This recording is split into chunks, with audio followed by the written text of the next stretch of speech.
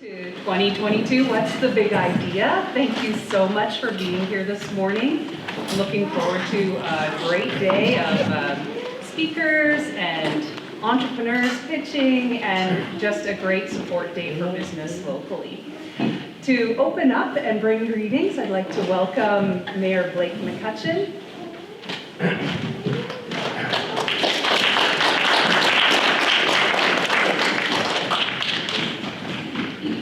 Good morning, everybody.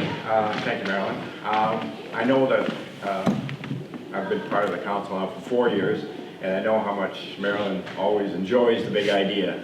I would think maybe it might be one of her favorite events that she plans for every year, so thank you for everything you've done and for your able assistant over there. Thank you, Diana.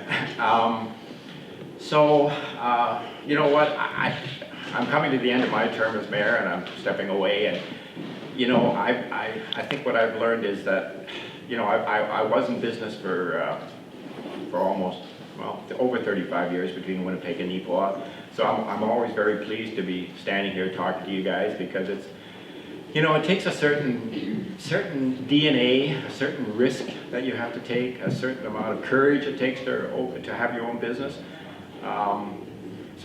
You know what, this is going to be one of my last speeches, so I thought maybe I'd impart some of my knowledge today, and I know you have to just bear with me for a couple of minutes. You know, I always, throughout my years in business, I always had 3 axioms that I kind of always believed kind of carried me forward. The first was that, you know, no matter where you were in your business cycle, nothing was ever quite as good as it looked, and nothing was ever quite as bad as it looked. You know, it was always somewhere in between. And the second one was, of course, if you're standing still, you're going backwards. And I really believe that, and I think that was, you know, worked for me 35 years ago, and that's before internet, and that was before cell phone, and that was before all the fancy things we have now. And now with the pandemic, you know, everything shifts so quickly now that I think standing still is just not an option. And of course, the last one was, you know what, the sun always comes up at tomorrow. You know, tomorrow the sun always comes up. And that was the one I always hung my hat on, because, I mean, you could have a great day and you could go, you know what, tomorrow's even going to be better. But then when you had those bad days and those challenging days and you weren't quite sure how that was going to work, I mean, I always thought, you know what, you know, tomorrow was going to come and I was going to get a new day. So, you know, I always thought those were my important beliefs in running my business, and also for being on council. So I'll just circle back and again just say thanks to Marilyn and everybody here that's involved with the big idea, and good luck to everyone that's here today, and hopefully it works out well for everybody. So thank you, and enjoy the day.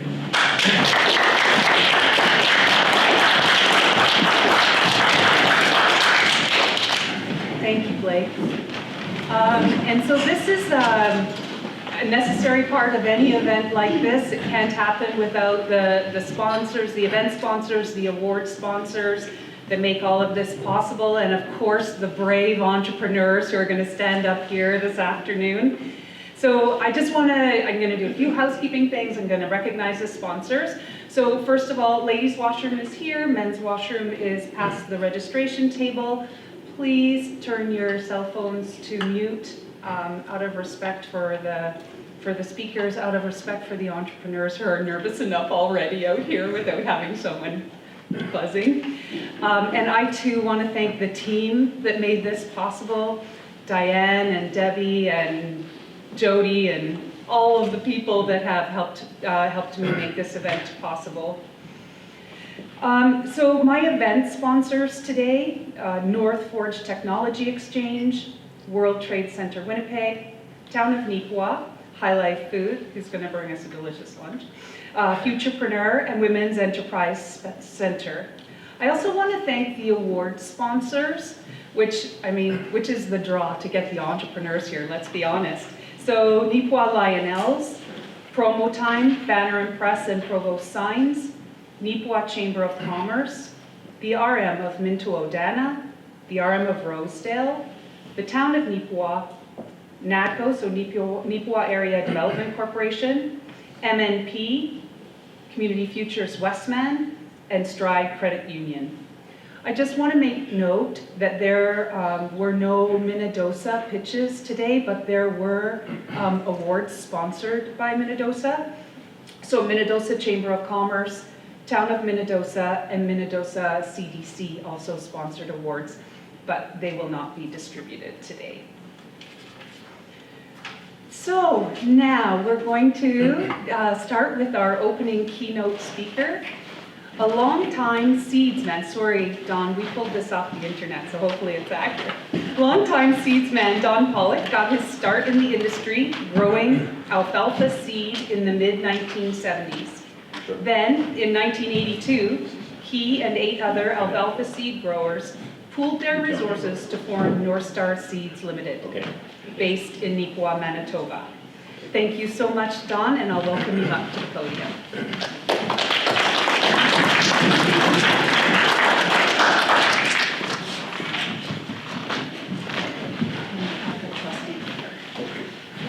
You're welcome.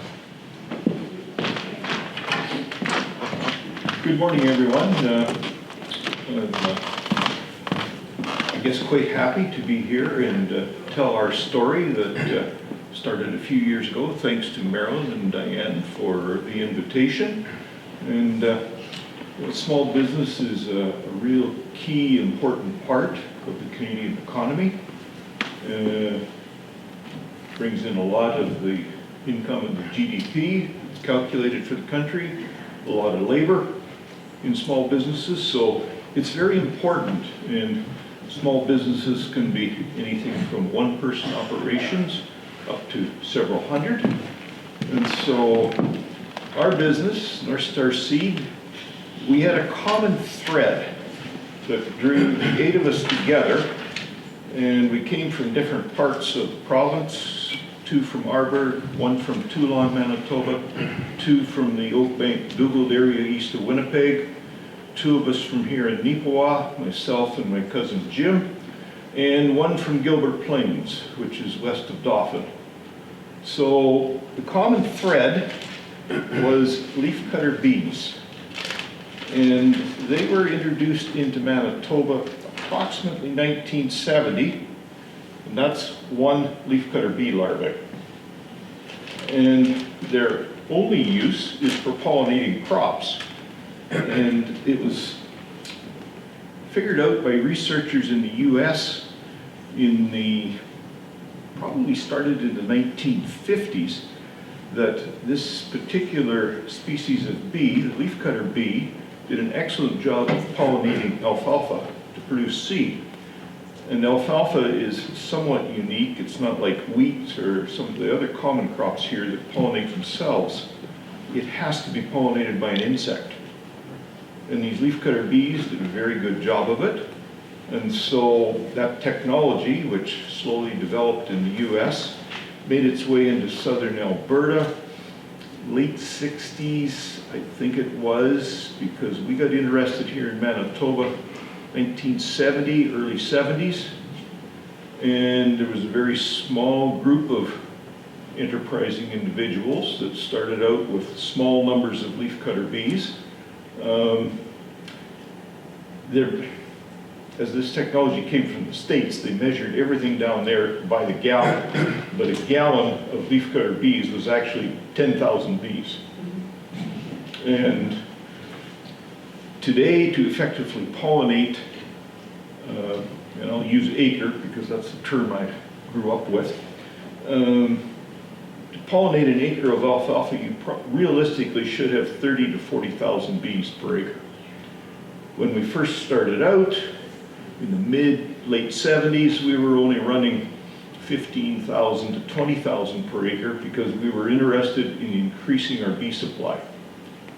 And when you run lower numbers per acre, in theory, you should get back somewhere between 2 and 3 times what you put out every year.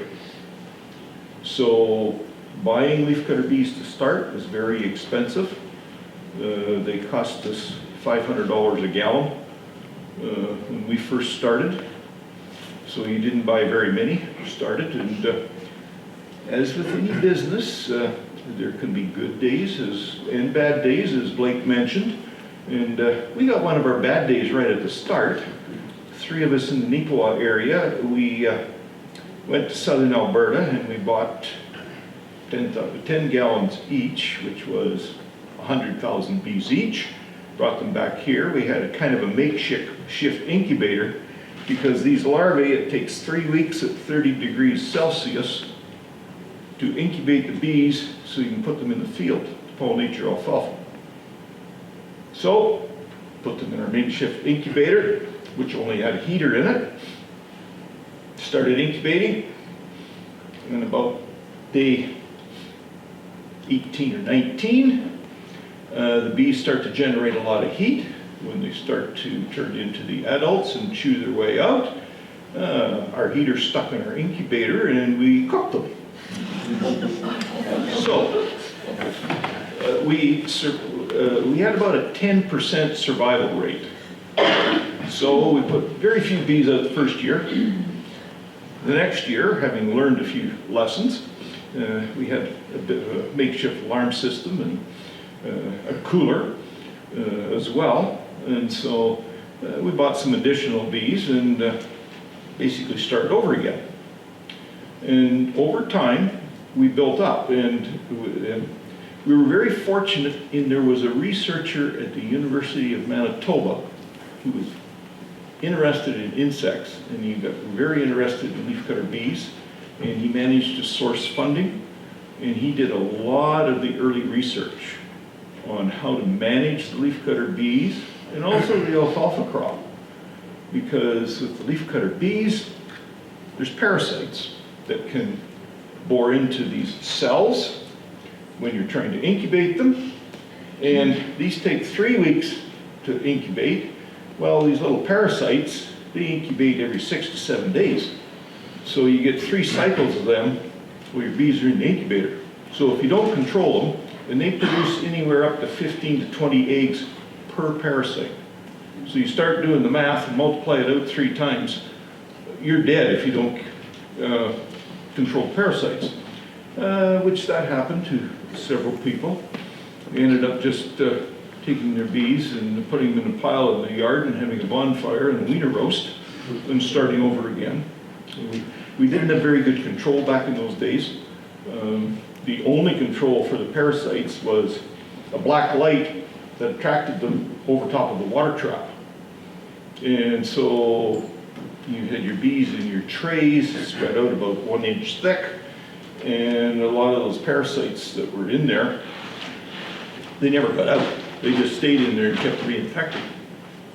So, technology's improved, and there's now a lot better ways to control the parasites, but back then it was a struggle. And so, this researcher was working on things like that, and he came up with the first chemical to help control them called Vapona, which was used on fly strips back in the old days. I think it's now been banned. It isn't allowed to be used anymore, along with a lot of other chemicals. That's a different story.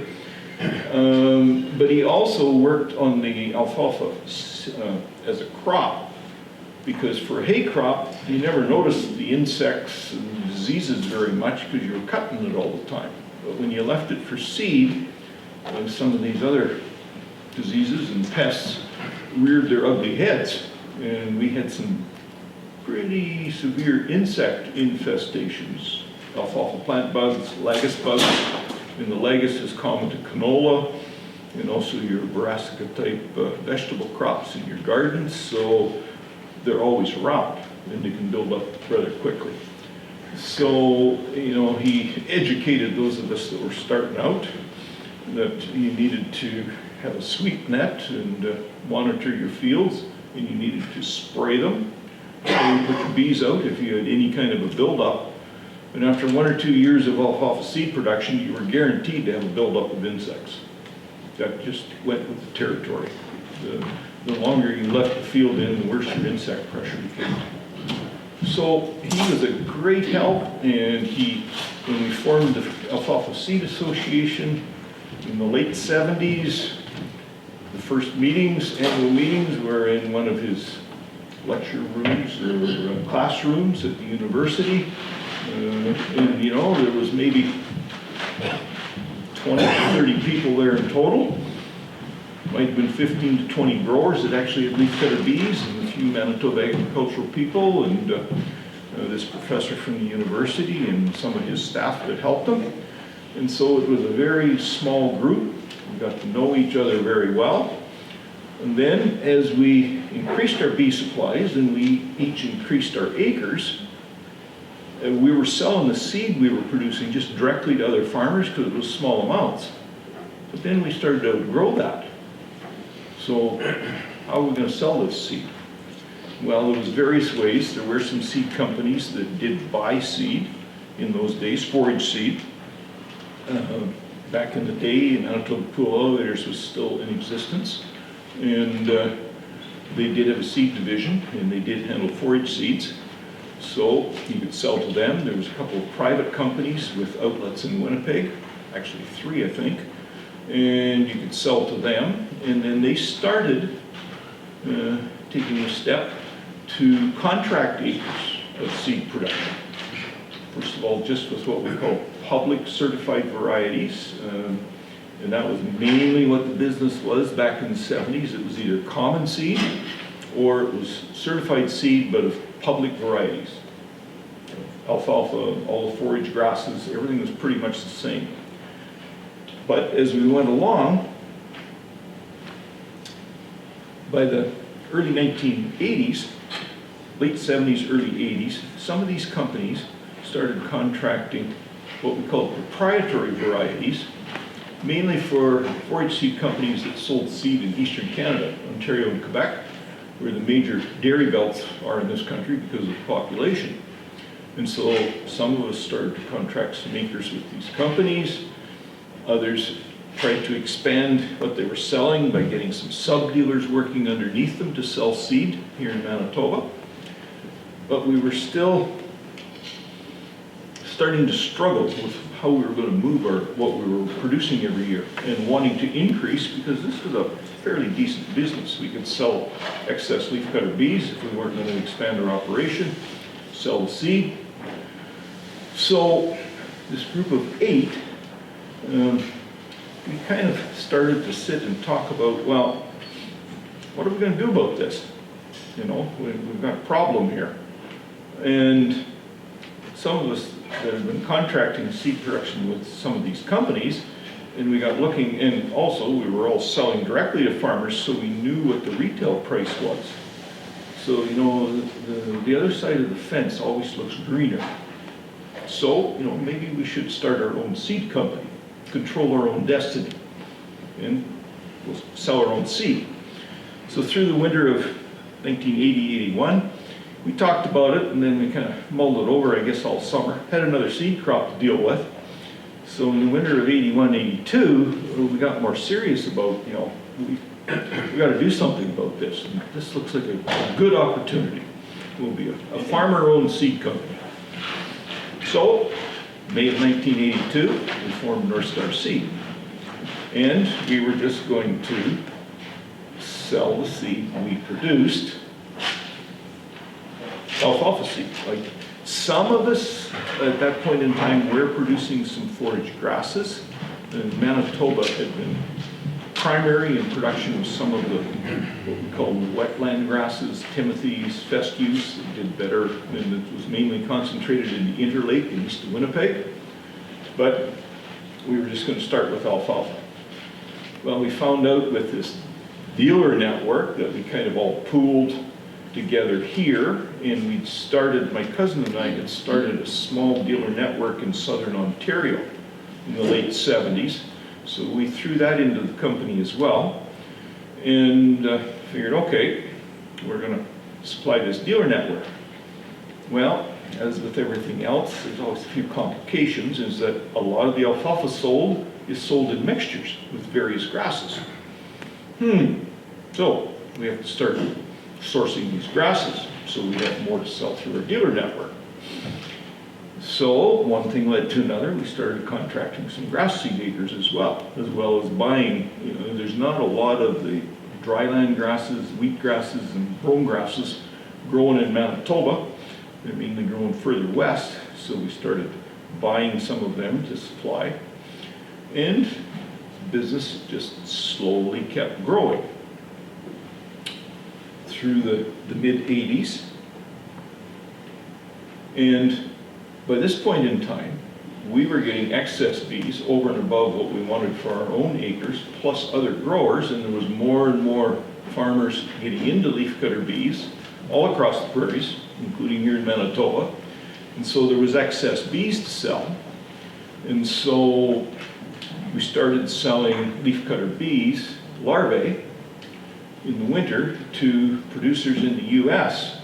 And that has been always a relatively constant market because we can get an increase here, partly due to our climate. We're not as hot or as long a season, so we really only get the one generation that end up as the larvae.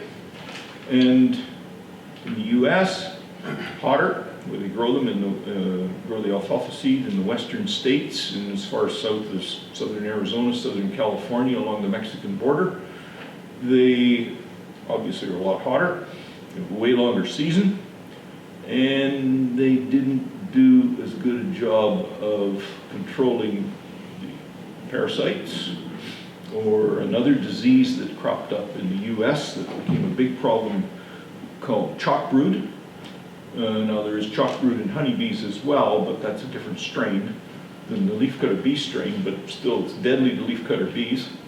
And so they got anywhere from 25 to 50% of their bees back every year. So they always, if they're going to maintain their acres, they had to buy bees. So there's a constant market down there for our excess bee. There is a limit to that though. Once you get too many excess bees, then there's nowhere to go with them. And seed inventory you can carry over from one year to the next. Leafcutter bees you can't. You have to put them in the field every year. If you try and carry these larvae over 2 winters, your survival rate's about 2 to 3% through the second winter. They just can't last that long. So with that, and with this slides, our person in the company that puts together PowerPoint presentations and slide presentations is traveling in the US this week, so you have to bear with me. These slides are not quite put together in an orderly fashion.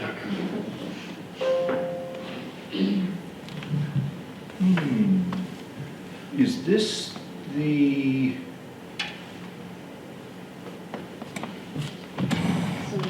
first one I sent you or the last one I sent you? I sent a second one yesterday. Oh. Yes, Oh. I did. Anyways, there was some slides in there on leafcutter bees. So, okay. There are bees in this one. Is there? There's the slides I'm There. looking for. Yeah. There we go. I was looking, there's a whole life cycle, and so it's the next slide. Yeah. So when we first started out, everybody used what we call wooden nests. And these leafcutter bees, you incubate the larvae for 3 weeks, you put the live bees out in the field, and then you put what we call nests out there for them to lay eggs in, and that's what you bring back in the next year. Those adult leafcutter bees only last 6 to 8 weeks maximum, then they're dead. So they lay eggs in the nests, you bring the nests back in, and there's machinery to punch the larvae out, and that's what you keep for the next year, and if all goes well, you should have an increase. You should get, when you're running 30, 40,000 an acre, you're probably only gonna get back 1.5 times as many bees every year. So that's, and now we've graduated to styrofoam nests, which are an awful lot lighter and easier to handle than wood nests, where to start with. Your arms grew about 6 inches a year when you were lifting thousands of wood nests every summer. So styrofoam became a lot better, and that's just the cut open larvae showing the cut open cocoon showing the larvae inside. And that shows the bees. They'll lay anywhere from 8 to 10 eggs in a tunnel.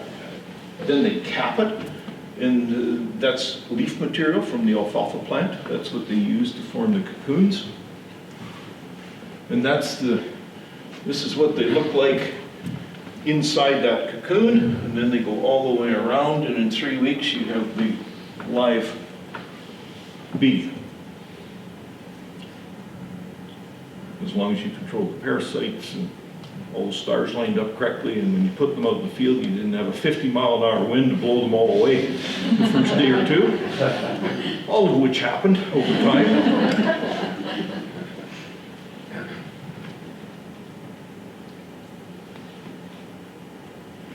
So we started out, we were just going to produce our own seed. Well, that grew, and we were only going to produce alfalfa seed. Well, we ended up to supply dealer networks. You had to have more products available, keep the dealers happy. So it grew, and then you never match the amount you grow with what you sell. So we either were short products or we were long products. And so with the excess, well, what are we going to do with this excess? We can't just store it till next year. I mean, this is just going to keep building if we're going to have good crops. So we really started looking at the wholesale business. And not here in Western Canada. You know, we had a dealer network. We were focused on Manitoba and Saskatchewan because that was the closest. Then we had this small dealer network in Ontario. But we found out, talking to other forage seed companies in Ontario, that they weren't too keen on wholesale, buying wholesale seed from us when right beside that we had a dealer selling seed against them.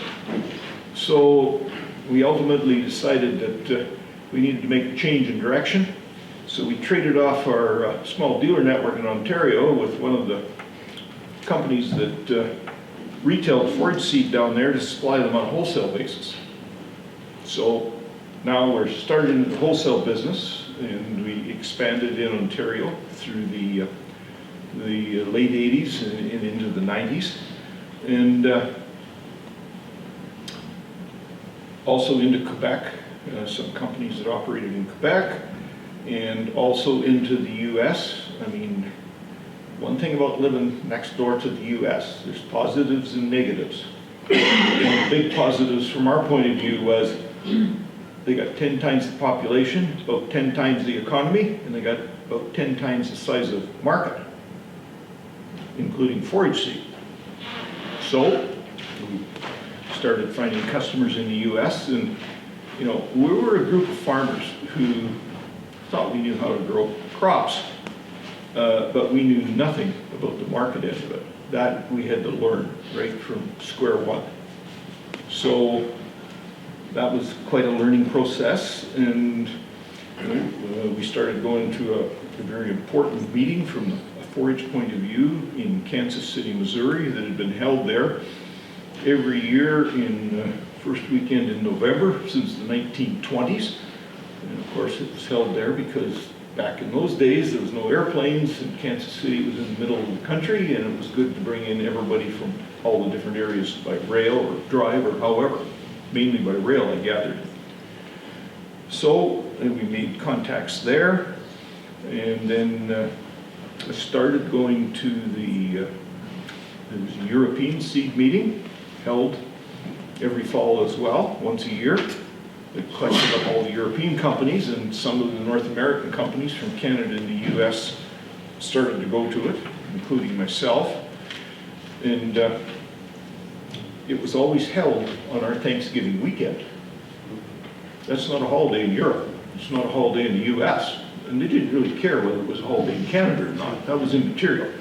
So I missed something like 30-some Thanksgiving weekends here in Canada because that meeting in Europe was important. And we got contacts there, and as the proprietary varieties across all the species we operated in became more popular, our core European business was multiplication of proprietary grasses, alfalfas, birds like trefoil and other niche species for these European companies that then turned around and marketed them in Europe.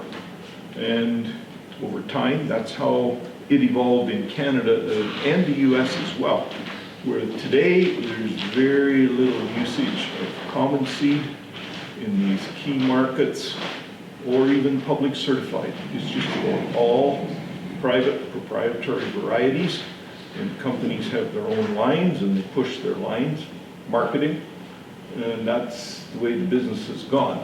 So our wholesale business that started out selling off excess seed, mainly common in the public varieties, has now switched that it's basically 100% proprietary production. And we have a contract for a company to take that production, and we contract with growers to produce it. So we're basically a middleman.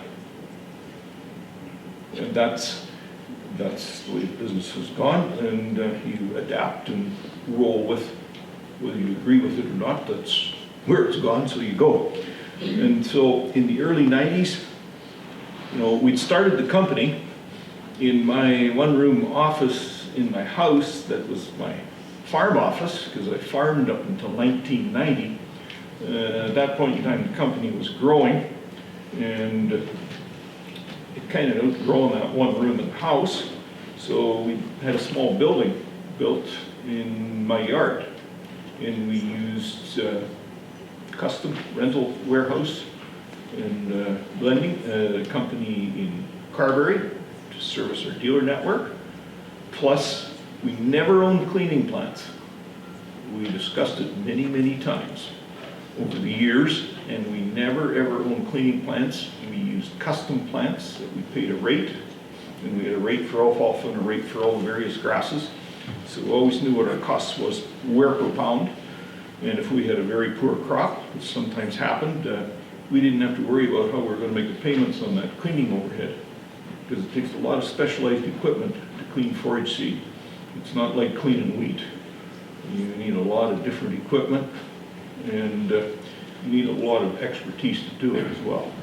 So we've been very fortunate over the years to have worked with plants that would expand as required.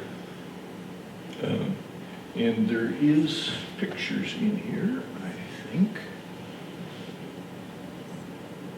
That's Nipawa at the top part, and these pictures were obviously taken in the winter. And that's our operation. We have an office and warehouse in Okotoks, in an industrial park south of Calgary. And the bottom picture is that operation. Nipawa, when we bought the location in 1995, we had about 2,000 square meters of warehouse space came with it. It was a Quonset type building. And we had about, we have to look that up.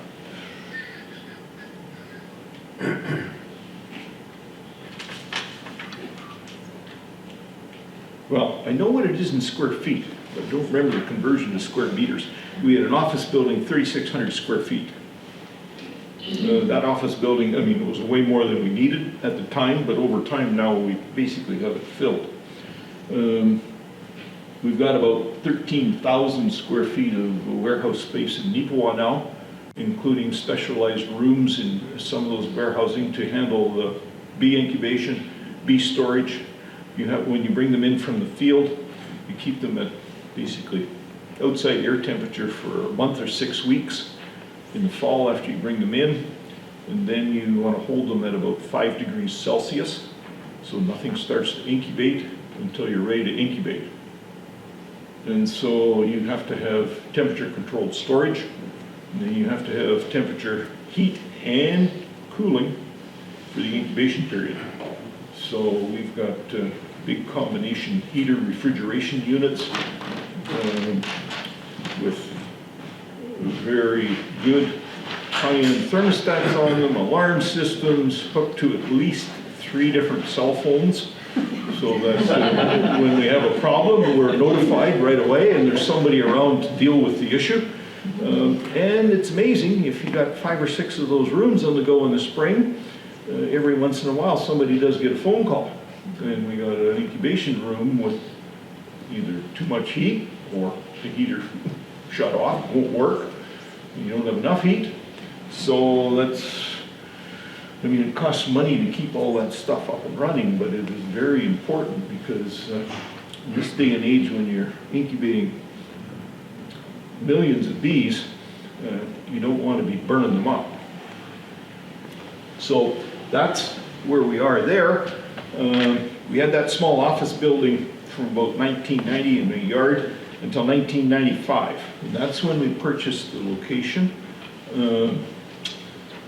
We were growing, the business was getting bigger, our dealer network was getting bigger.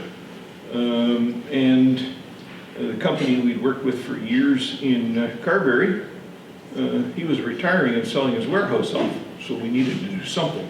So we bought the acreage. It's located 10 kilometers east of Neepawa, just a small corner, but it's got that office building and had that Quonset. And over time, we've expanded the warehouse end of it and also changed the office around to suit what we needed. So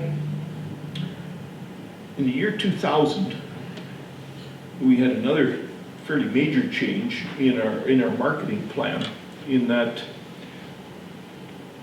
up until then, we'd focused on Manitoba and Saskatchewan with our dealers, and we were getting quite a large number of dealers by this point in time. But we'd stayed out of Alberta and BC because we worked with a company in Edmonton area that had a dealer network in Alberta and BC. So we'd share varieties with them. We'd have varieties, proprietary varieties for Manitoba, Saskatchewan. We'd have them for Alberta, BC. Well, in 2000, they got bought out by one of our competitors.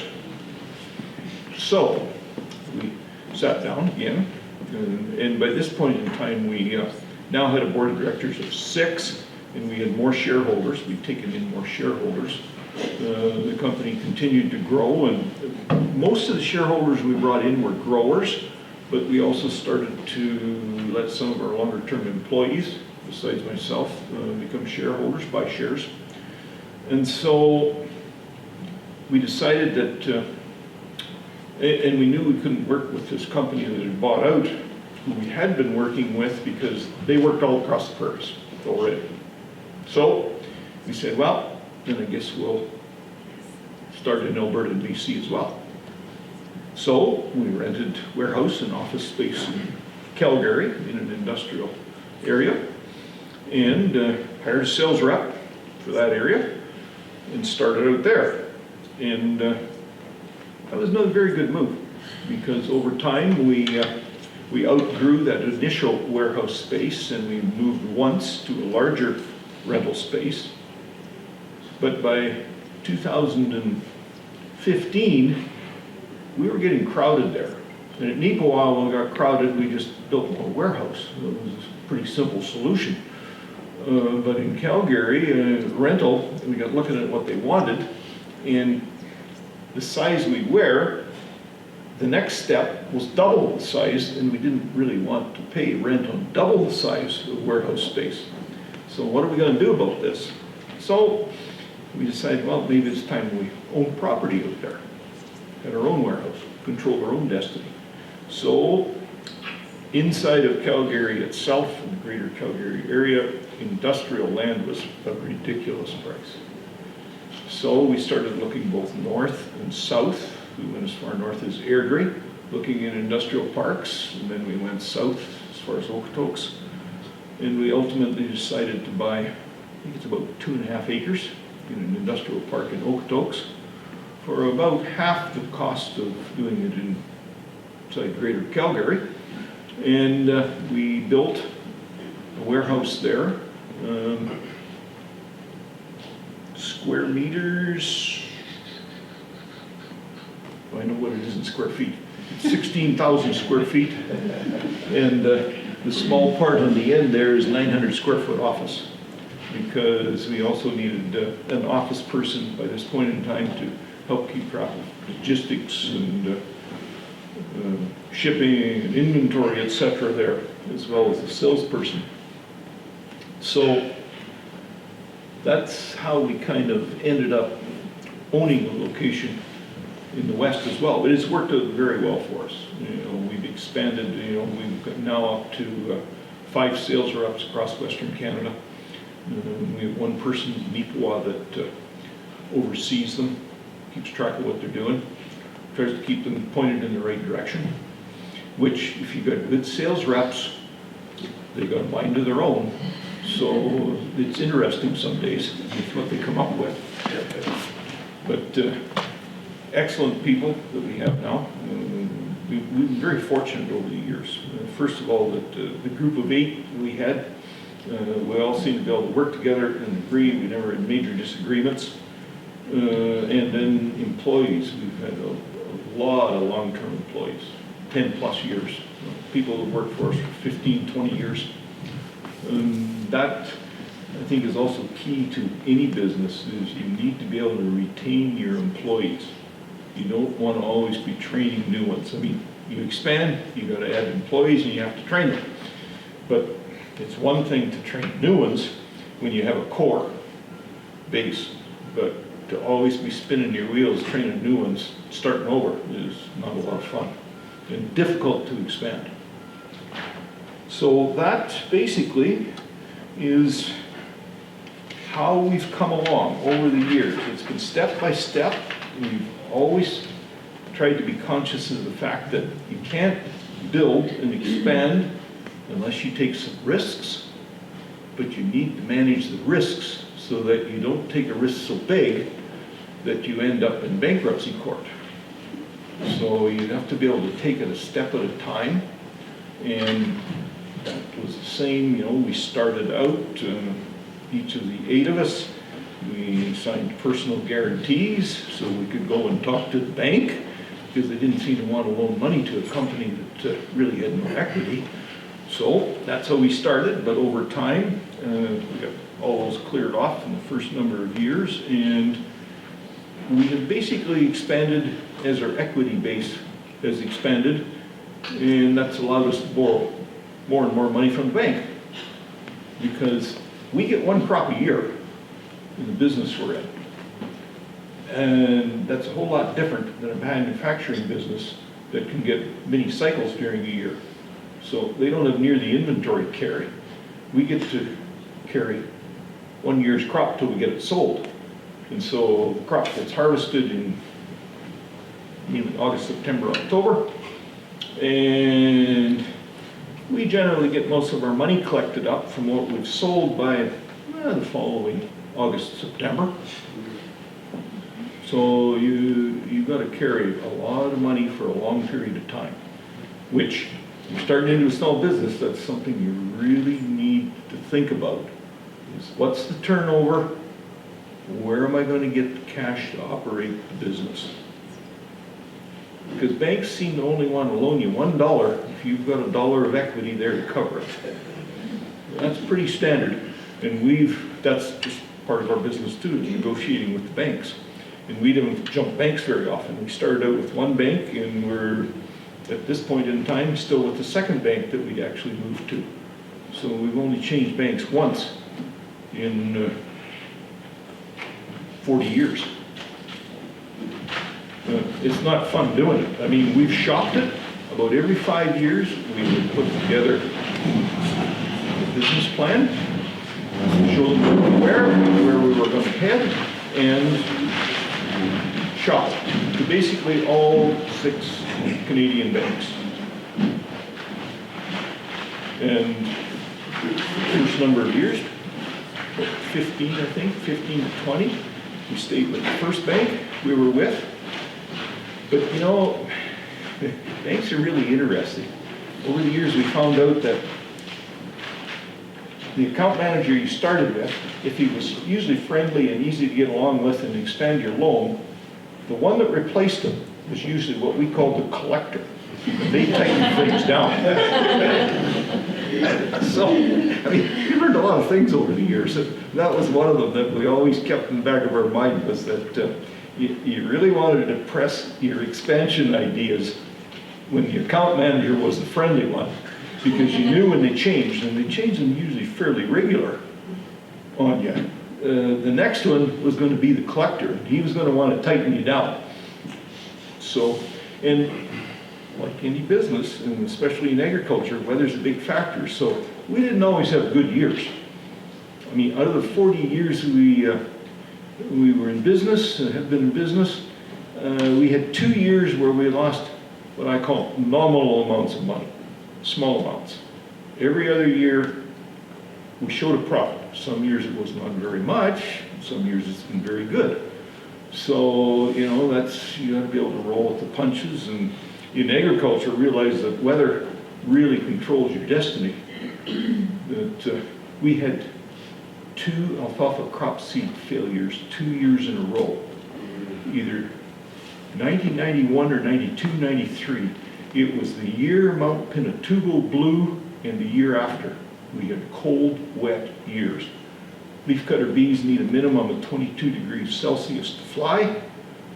They really don't do a whole lot unless it's over 25 Celsius. And those 2 years, I don't think we hit hardly any days over 25. Definitely didn't hit any over 30. They really fly good over 30 degrees. So, yeah, I mean, you focus on the good years. You try and, you remember the bad years, but you want to remember them as to how you can maybe alleviate them going forward. Weather you can't do anything about, but you know, we've spread into a lot of different crops. You know, we produce turf-type tall fescue and perennial ryegrass. You know, that researchers again figured out how we could grow those crops, which have traditionally been grown in Oregon, in the U.S., how we could grow them here. And so we contract multiply proprietary private varieties of both tall fescue, turf-type tall fescue and turf-type perennial ryegrass, mainly for the U.S. market, but also Eastern Canada, and sometimes into Europe. But when you deal in different markets, currency can be your friend, and it can be an absolute curse. Right now, against the US dollar, hey, as an exporter, it's great. The weaker our dollar is, the better we like it, the more money we make. Against the euro, we are just about at record highs against the euro. The euro has fared way worse against the US dollar, and so that is really impacting our European business.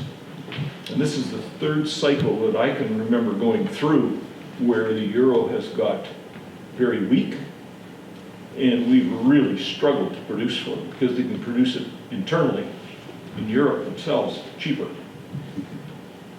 So life is always good for us if it takes at least 1.5 Canadian dollars to equal 1 euro. Anything lower than that, it gets really bad, and right now we're sitting somewhere around 1.3 Canadian dollars to the euro. We have seen it as high as 1.65, and that's just kind of like where the US dollar is today. Life's great. Easy to produce for the Europeans. So we haven't expanded outside the base forage seed crops and now these turf seed crops that we produce. Western Canada is well noted for producing pulse crops, and we've talked and discussed whether we should go into pulses. And we've always maintained that we should stick to something that we maybe know a little bit about, that we've paid a lot of price over the years to learn.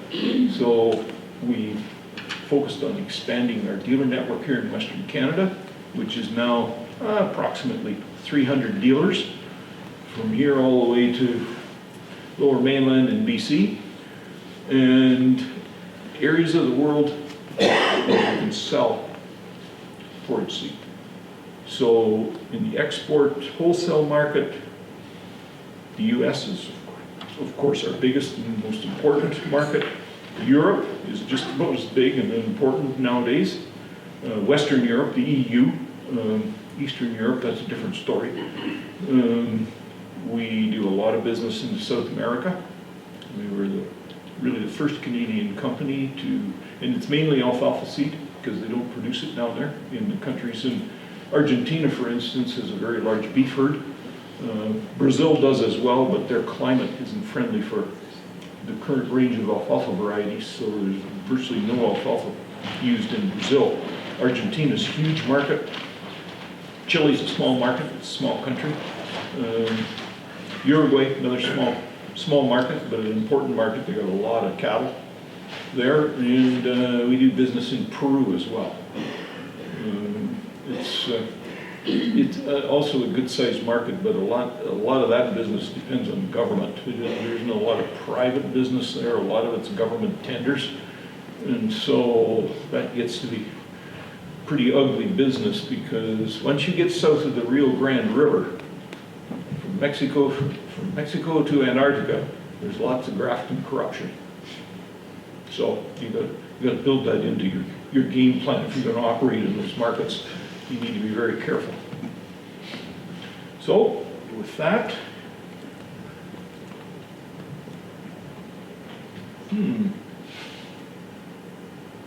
well, I didn't want to go quite to that one yet.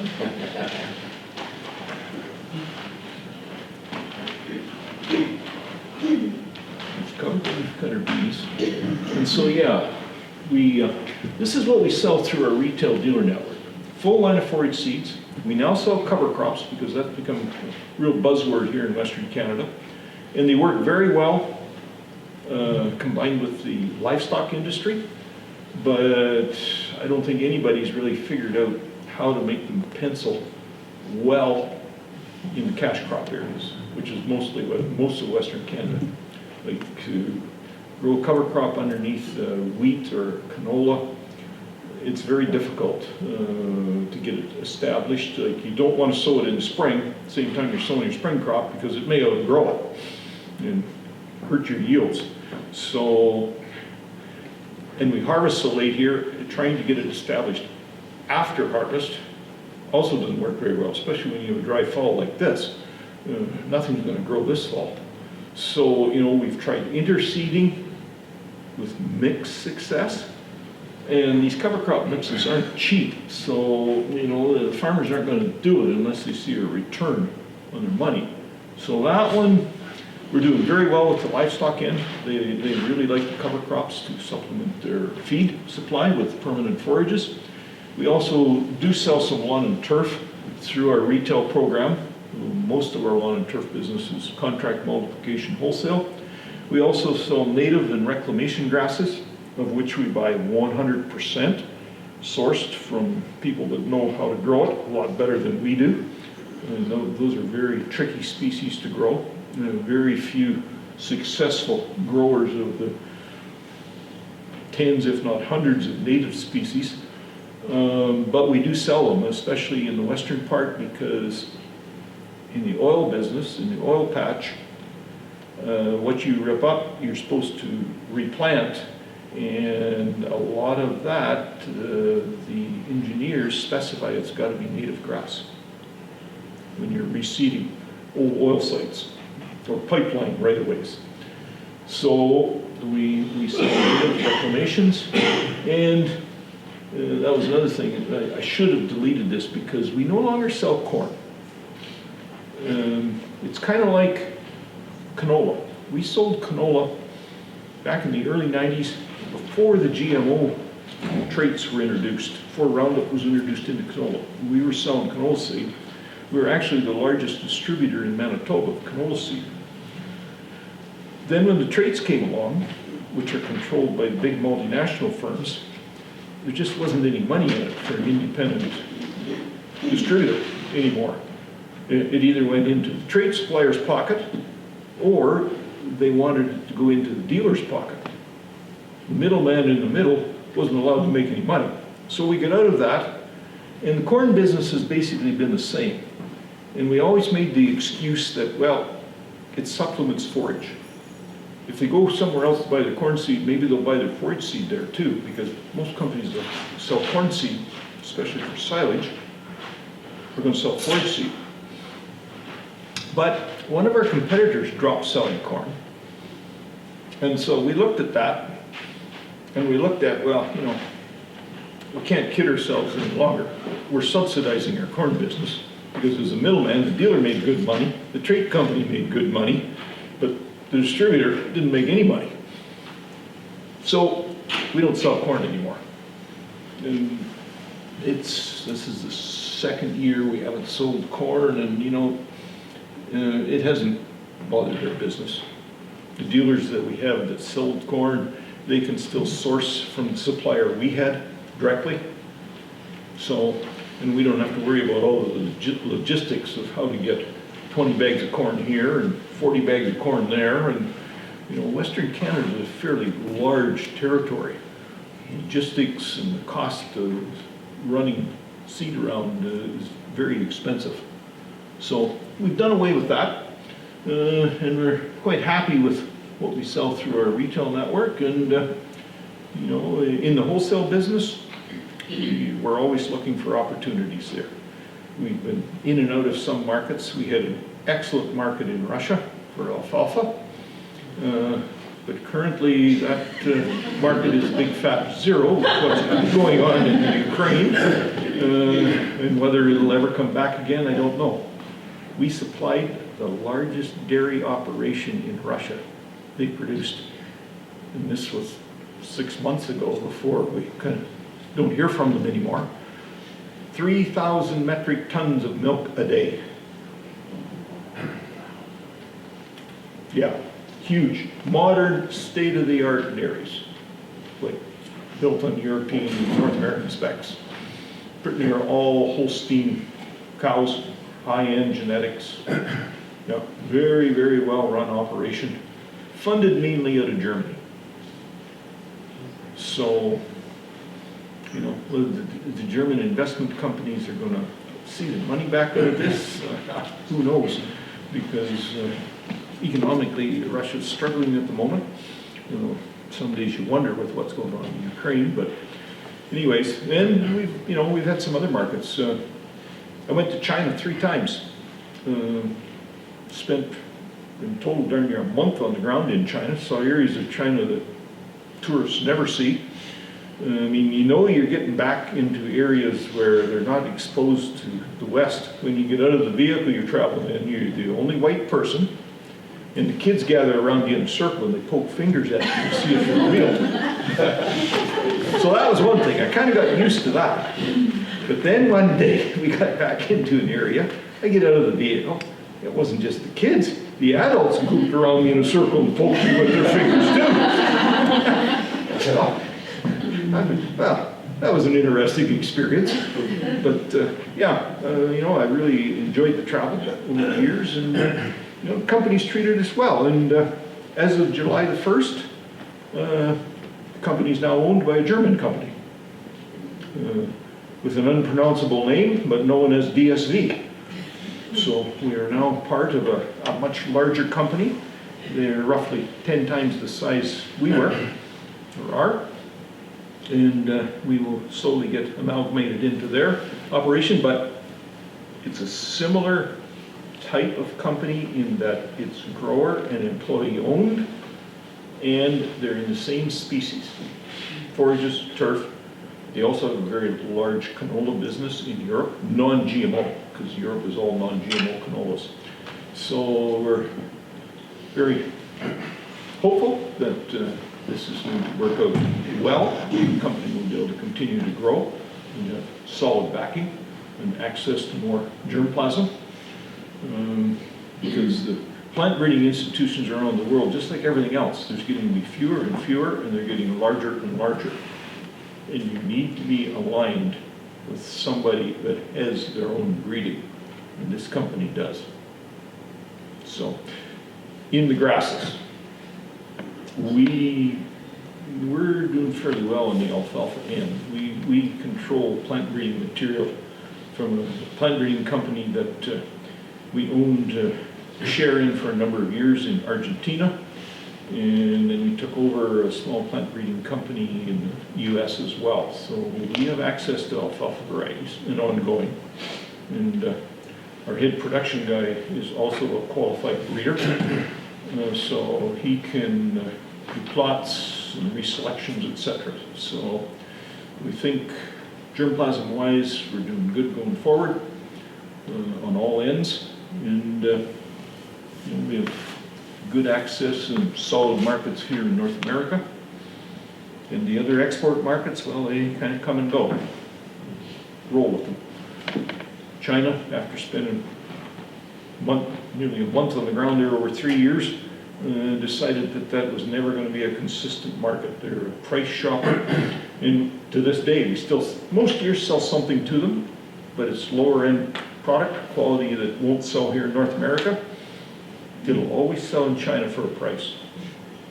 So that's a lot better than watching it sit in the corner of your warehouse with no home for it. Sell it, carry on.